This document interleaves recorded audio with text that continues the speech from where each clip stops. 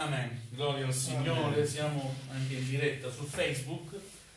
Vogliamo pregare il Signore anche per questa possibilità di trasmissione della parola di Dio e anche di evangelizzazione. Chi sta a casa può anche sintonizzarsi e approfittiamo di mandare un saluto a chi ci segue. Amen. Amen. Amen. Gloria al Signore. Bene, vogliamo aprire la Bibbia. Leggiamo il libro degli Ebrei, capitolo 4. Leggiamo tutto il capitolo. Gloria al Signore. Cercherò di essere breve e conciso, confidando nello Spirito del Signore. È Lui che parla. Gloria a Dio. Stiamo per leggere la parola di Dio al libro degli Ebrei, l'epistola agli Ebrei, capitolo 4. Leggeremo tutto il capitolo, sono 16 versi. Il Signore sia lodato. Amen. Stiamo dunque attenti. La promessa di entrare nel suo riposo è ancora valida e nessuno di voi deve pensare di esserne escluso, poiché a noi come a loro è stata annunziata una buona notizia. A loro però la parola della predicazione non giovò a nulla, non essendo stata assimilata per fede da quelli che l'avevano ascoltata. Noi che abbiamo creduto, infatti, entriamo in quel riposo, come Dio ha detto: così giurai nella mia ira, non entreranno nel mio riposo. E così disse, benché le sue opere fossero terminate fin dalla creazione del mondo. Infatti in qualche luogo a proposito del settimo giorno è detto così: Dio si riposò il settimo giorno da tutte le sue opere. E di nuovo nel medesimo passo: non entreranno nel mio riposo. Poiché risulta che alcuni devono entrarci, e quelli ai quali la buona notizia fu prima annunziata non vi entrarono a motivo della loro disubbidienza. Dio stabilisce di nuovo un giorno, oggi, dicendo per mezzo di Davide dopo tanto tempo, come si è detto prima: oggi, se udite la sua voce, non indurite i vostri cuori. Infatti se Giosuè avesse dato loro il riposo, Dio non parlerebbe ancora ad un altro giorno. Rimane dunque un riposo sabbatico per il popolo di Dio. Infatti chi entra nel riposo di Dio si riposa anche lui dalle opere proprie, come Dio si riposò dalle sue. Sforziamoci dunque di entrare in quel riposo, affinché nessuno cada seguendo lo stesso esempio di disubbidienza. Infatti la parola di Dio è vivente ed efficace, più affilata di qualunque spada a doppio taglio e penetrante fino a dividere l'anima dallo spirito, le giunture dalle midolla. Essa giudica i sentimenti e i pensieri del cuore, e non v'è nessuna creatura che possa nascondersi davanti a Lui, ma tutte le cose sono nude e scoperte davanti agli occhi di colui al quale dobbiamo rendere conto.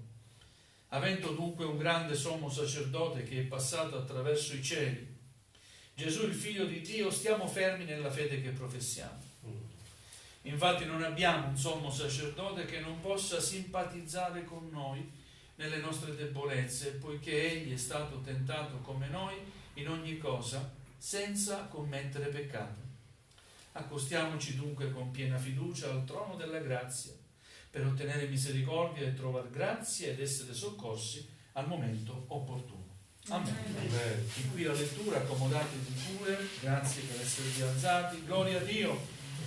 Alleluia. Qui lo scrittore agli Ebrei parla del riposo di Dio e di un riposo che il popolo di Israele non ha saputo tenersi, perché è stato disubbidiente nel deserto. E c'è un'esortazione che lo scrittore fa a stare attenti. Stiamo dunque attenti, perché è stata fatta una promessa da parte di Dio. Se noi siamo ubbidienti entreremo nel suo riposo. Ma qui non sta parlando del riposo sabbatico istituito per gli ebrei, per il popolo ebreo. Qui sta parlando di un riposo eterno, spiritualmente parlando, di un riposo che godremo quando finiremo il nostro percorso terreno e godremo il riposo eterno alla presenza di Dio. Amen. Quindi stiamo attenti, la promessa di entrare nel suo riposo è ancora valida e nessuno di voi deve pensare di esserne escluso.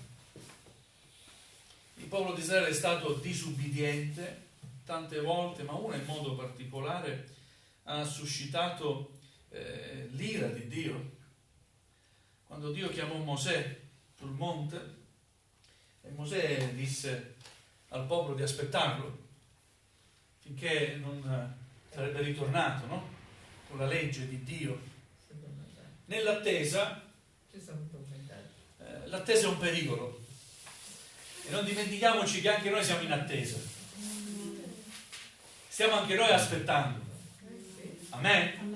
Stiamo aspettando il ritorno di Gesù. Amen. L'attesa è pericolosa perché può suscitare, come dire, impazienza. Aspettatevi. Nel frattempo passarono giorni. Mosè non torna più. Aronne forgia un idolo. Erano appena usciti dall'Egitto, pensate. Aronne forgia un idolo per noi e noi lo adoreremo. Dimentichiamoci di Mosè. Avevano visto il Mar Rosso aprirsi. Dimentichiamoci quello che Dio ha fatto. È così il popolo, l'uomo è fatto così. Amen. Alleluia. Questo ha suscitato l'ira di Dio.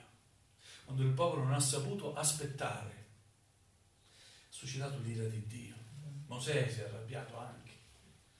Ha preso le tavole della legge appena ha visto tutto quello che stavano facendo, quei rituali, quell'adorazione a quell'idolo. Si è arrabbiato. Ma come? Ma come? Ha scagliato quelle tavole, le ha rotte. Gloria al Signore. Quindi quella generazione non ha visto il riposo di Dio. Dopo tanta fatica, tanto penale, uscire dall'Egitto, attraversare il deserto, Dio aveva promesso poi un riposo.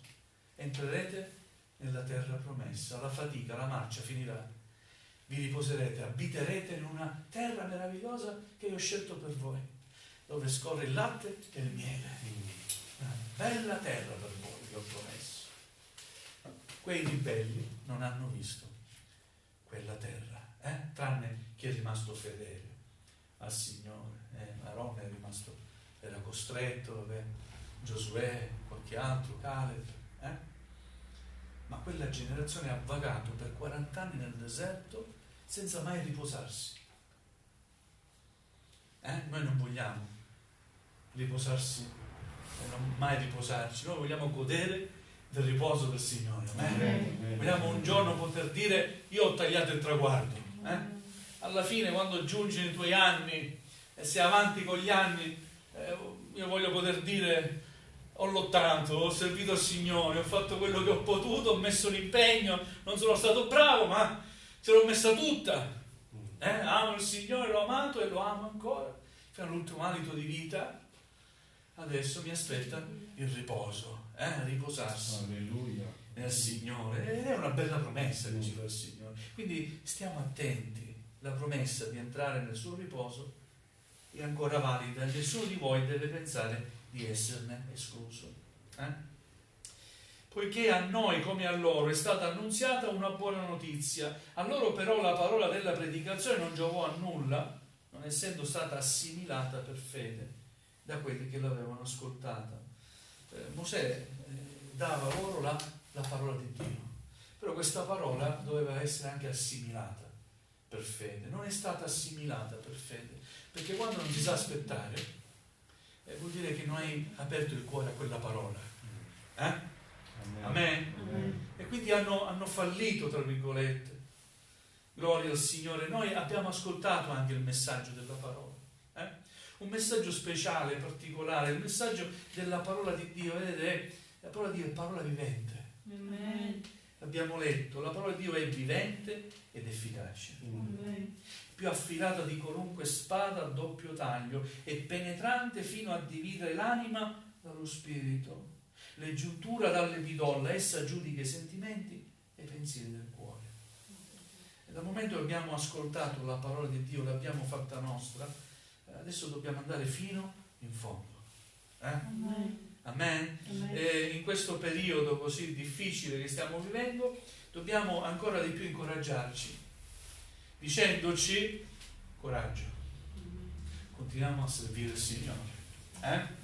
Molti si scoraggiano e molti ci scoraggiano, ma noi sappiamo in chi abbiamo creduto, vero? Amen. Amen? Amen. Abbiamo creduto in colui che è fedele, in colui che ha fatto delle promesse, ha rivolto a noi una chiamata, ci ha dato un messaggio, una parola. Ecco, dobbiamo essere coerenti con questa nostra scelta e allora troveremo il premio.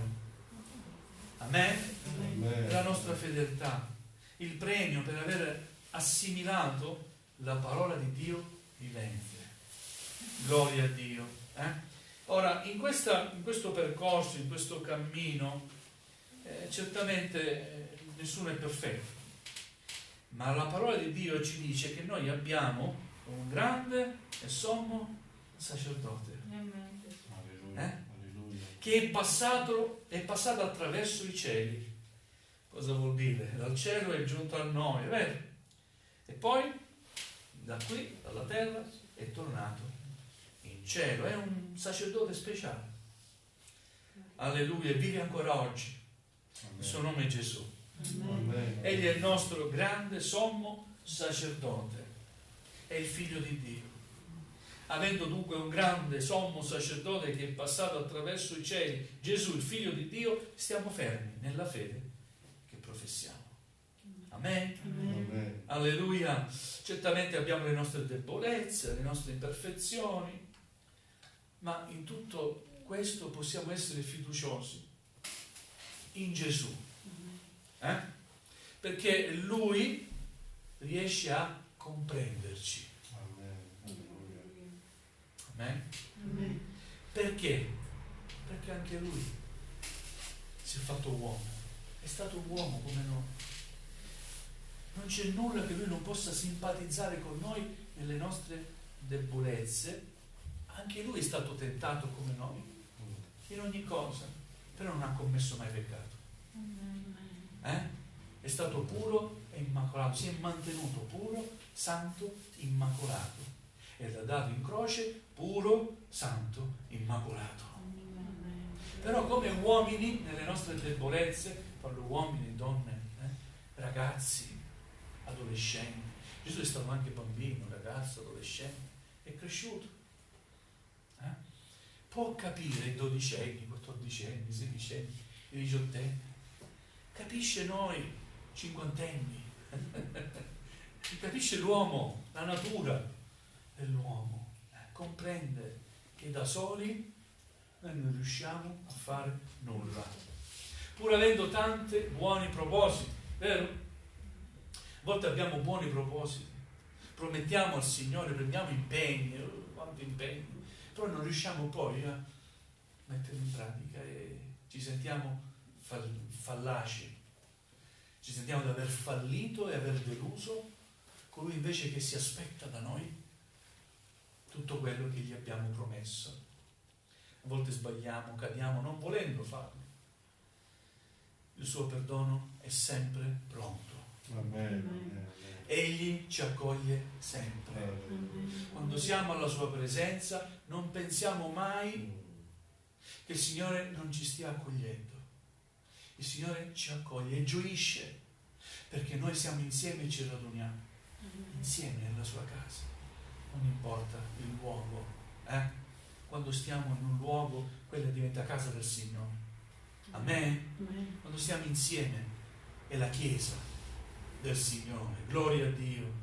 E quindi nessuno pensi, dato che sono caduto, dato che ho sbagliato, dato che ho pensato che cose che non dovevo pensare, il Signore certamente non mi accoglierà alla sua presenza. E molti commettono questo errore: che vado a fare in chiesa, che mi presento a fare davanti al Signore. C'è qualcuno che sempre ci accusa, il suo nome è quello che è, non voglio neanche nominarlo, è l'accusatore delle anime nostre. Ma possiamo dire una cosa all'accusatore delle anime nostre: io so che il mio Redentore vive. Amen. Alleluia. Io so che colui che mi perdona è pronto ancora ora a perdonarmi. Perché è vero, sì, che quello che tu mi dici è vero, io ho sbagliato, ma è vero. Ma so che il sangue di Gesù mi lava e mi purifica. Alleluia. Alleluia. Quando io confesso il mio peccato a Gesù, senza nascondermi, perché abbiamo letto, tutte le cose sono nude e scoperte davanti agli occhi di colui al quale dobbiamo rendere conto, vero? Che posso nascondere qualcosa a Dio? Posso solo confessare il mio amore e posso avere fiducia nella sua parola, che confesso a Lui e Lui mi perdona. Ma ci deve essere vero pentimento, amen? Vero e sincero pentimento. Questa è la cosa che deve caratterizzare la nostra vita: vero e sincero pentimento, la nostra vita spirituale, il nostro rapporto con Dio. Noi non siamo perfetti, finché siamo qui non saremo mai perfetti, ma non dobbiamo fare di questo concetto, come dire, una giustificazione nostra. Da parte nostra dobbiamo metterci ogni impegno. Amen? Alleluia. Non volontariamente dobbiamo scegliere il peccato. Se sbagliamo perché siamo fallaci, la nostra natura è quella, ma Dio sa ogni cosa. Ecco, vogliamo fare nostro questo invito: accostiamoci dunque con piena fiducia al trono della grazia. La presenza di Dio è il trono della grazia, per ottenere misericordia e trovare grazia ed essere soccorsi al momento opportuno. Amen? Accostiamoci dunque con piena fiducia. Quando ci accostiamo al Signore, quando si parla di accostarsi al Signore, si parla anche quando siamo in preghiera, quando sei nel culto, tu ti accosti davanti a Dio. E quando non sei nel culto, sei a casa e preghi, stai accostandoti alla sua presenza. Ma accostati con piena fiducia. Amen? Sapendo che quando già ti apri il tuo cuore sia alla presenza di Dio, tu già hai vinto. Perché Cristo ha vinto prima per te. Amen? Alleluia. E ogni cosa che tu dirai, quando il tuo cuore si aprirà alla presenza del Signore, alleluia, riceverà piena benedizione, grazia, perdono, amore. Amen? Amen. Alleluia. E sarai un uomo, una donna felice, perché quando ti senti perdonato da Dio sei anche felice. Amen. Alleluia. E svolgi il tuo servizio con dedizione. Amen? Amen. Sapendo che Dio è fedele, si è fatto uomo e vuole simpatizzare con te. Non è venuto il Signore per additarti, per giudicarti, per colpevolizzarti, ma è venuto per salvarci. Amen. Amen. Alleluia.